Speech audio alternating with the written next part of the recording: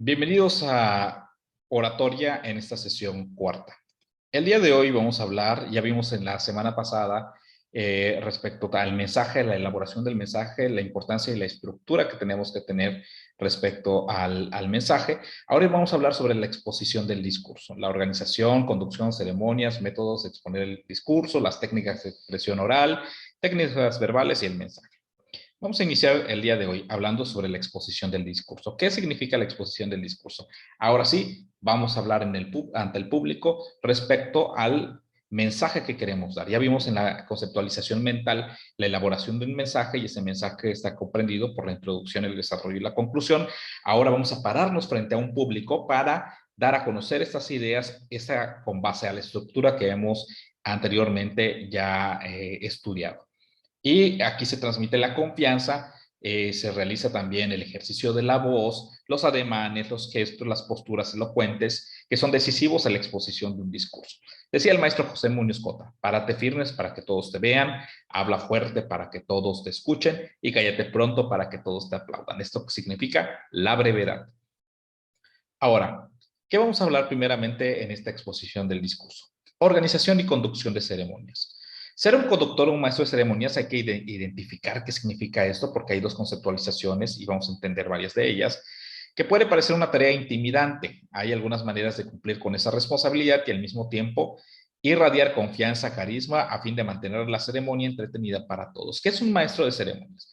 Un maestro de ceremonias es la conducción de un evento. Este evento también tiene, como en el mensaje o en el discurso, como vimos anteriormente, una serie de pasos que tenemos que comprender nosotros para poder realizar un buen evento o una buena conducción. Primeramente hay que determinar una estructura del programa.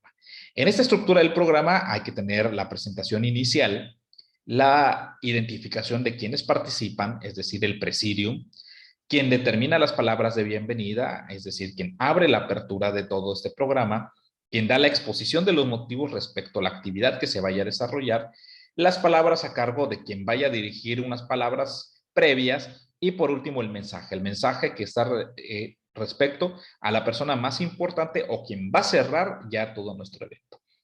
Esa es la estructura, como lo vimos en el discurso, introducción, desarrollo y conclusión. Esa estructura habla respecto a la conducción, es decir, introducción o al inicio, quien realiza la bienvenida y la exposición de motivos. El desarrollo habla sobre la exposición de motivos y las palabras, y la conclusión, que es el mensaje discursivo final, que es la conclusión, o es decir, el resumen respecto a toda la actividad que se va a desarrollar. Ahora bien, métodos para exponer un discurso. Vamos a entender dentro de la comunicación o la conducción determinados conceptos. Primeramente vamos a hablar a la locución. ¿Qué es la locución?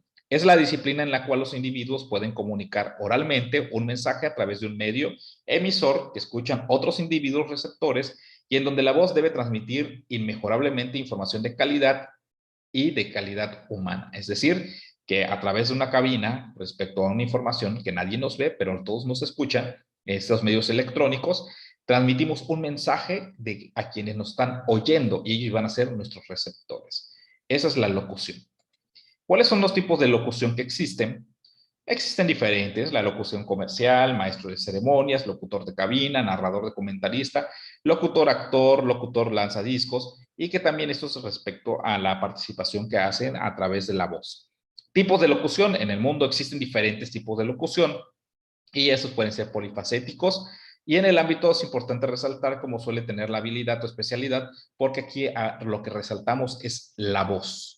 La voz de quien no nos pueden ver en muchas ocasiones, o si nos pueden ver, por ejemplo, un maestro de ceremonias puede ser voz en off, que significa únicamente el sonido del micrófono. Nosotros estamos en un lugar aparte, no nos vemos, pero todo se realiza a través de la voz. Y la que se hace presencial, que es decir, que estamos en el podio, hacemos las presentaciones y el público nos puede observar. El maestro de ceremonias. También existen los locutores que, más allá de la voz, se convierten en presentadores, o maestros de ceremonias que son expertos en protocolo, sobriedad y buena presencia respecto a lo que vimos con anticipación, que era el orden. Es quien lleva a través de la voz una conducción respecto al orden que se tiene que seguir sobre algún tipo de presentación o evento.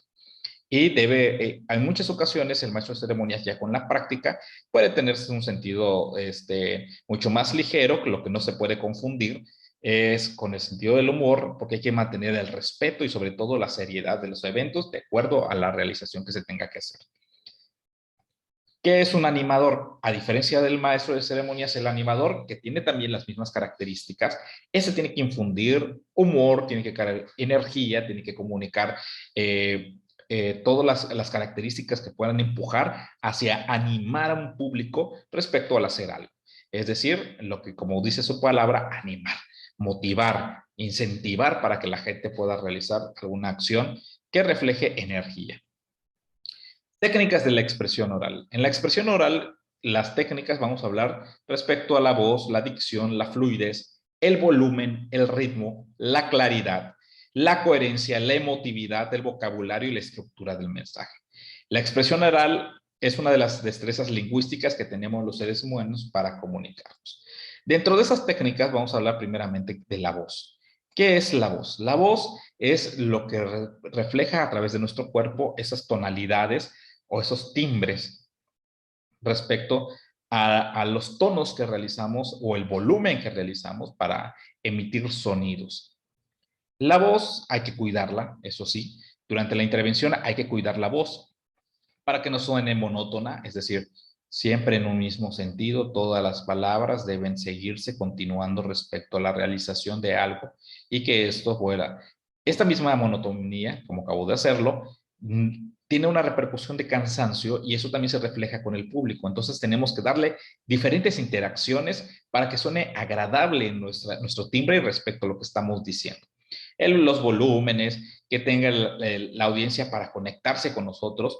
Una vez detectados los fallos, hay que trabajar respecto a ello y replicar. Es decir, podemos grabarnos, escucharnos, decir vamos a cambiar un tono, vamos a subir, vamos a bajar, vamos a levantar un poquito más la voz. No es necesario gritar, pero sí hacer ese tipo de tonalidades y este juego. El volumen es hablar claro, esforzarse, vocalizar con mayor precisión de la costumbre para reafirmar finales en las palabras. Esto lo vamos a determinar también como el volumen respecto a la amplitud del lugar donde estemos. Esto nos va a decir mucho si necesitamos de otras herramientas como el micrófono o se tiene que hacer en un sonido que hasta el último de la fila nos puede escuchar.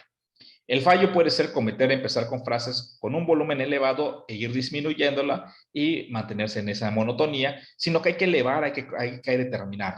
La voz tiene que ser audible para todo el público. Eso se refiere con la práctica. Recordemos, si estamos en un salón muy amplio, tenemos que hacer un volumen de voz suficiente para que todos nos puedan escuchar, pero sobre todo entender, es decir, una buena pronunciación de las palabras. La modulación. La modulación, aunque la voz sea difícil de cambiar, se puede ir mejorando con algunos efectos y dificultades de su comprensión, lo que lo puede hacer poco atractiva, es decir, voz nasal, una voz excesivamente fina o ronca. Hay que saber modular, es decir, subir, bajar, cambiar de ritmo, hacerlo mucho más rápido, hacerlo un poquito más lento.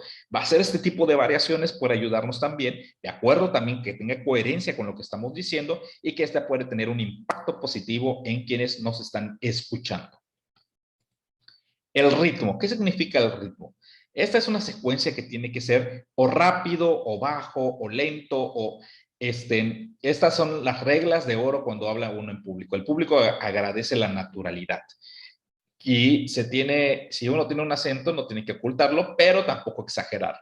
Es decir, tenemos que cuidar que esas tonalidades que realizamos con nuestra voz sean de una manera que la gente logre atraparla, conceptualizarla agradable, pero este ritmo también puede determinar cómo podemos hacer las vocalizaciones, cómo podemos ir cambiando las tonalidades y que esto nos ayude a hacer una variación en nuestro discurso, pero como dijimos, con la coherencia suficiente de lo que queremos decir, con lo que queremos reflejar a través de las cuerdas vocales. La dicción. La dicción es una forma de emplear las palabras para formar oraciones y que en la forma oral, una buena dicción puede emplear una acentualización correcta. Es decir, con una práctica, les pido que pongamos un lápiz atrás de los colmillos y empecemos a tratar, abriendo la boca, haciendo las vocales A, E, I, O, U, hacer las repeticiones de la R, y la S, sapo, zapato, ferrocarril, ratón. Hacerlo continuamente, vamos a sentir un poquito de dolor en las mejillas porque no estamos acostumbrados a realizarlo. Pero cuando lo empezamos a realizar continuamente, lo que vamos a ayudar es a tener una mejor pronunciación. Y el mensaje. La comunicación verbal es un tipo de comunicación en la que se utilizan signos lingüísticos en el mensaje. Los signos son en su mayoría arbitrarios y o convencionales, ya que expresan lo que se transmite y además son lineales. Cada símbolo va uno detrás de otro, es decir, en las vocalizaciones, en lo que se ejercen las palabras, el mensaje tiene que ser continuo y sobre todo claro para las personas. Pero sobre todo, primeramente lo tenemos que entender nosotros. Si no tenemos claro o no lo entendemos, va a ser mucho más complicado que las personas, independientemente que nosotros hablemos, que las personas quienes nos escuchan puedan entender el mensaje que nosotros les queremos dar. Entonces, esto significa repeticiones, pero sobre todo hacer este tipo de ejercicios de las tonalidades de voz, de los volúmenes, de la dicción también en la pronunciación de palabras, para que se pueda hacer mucho más claro y aceptable por la propia persona.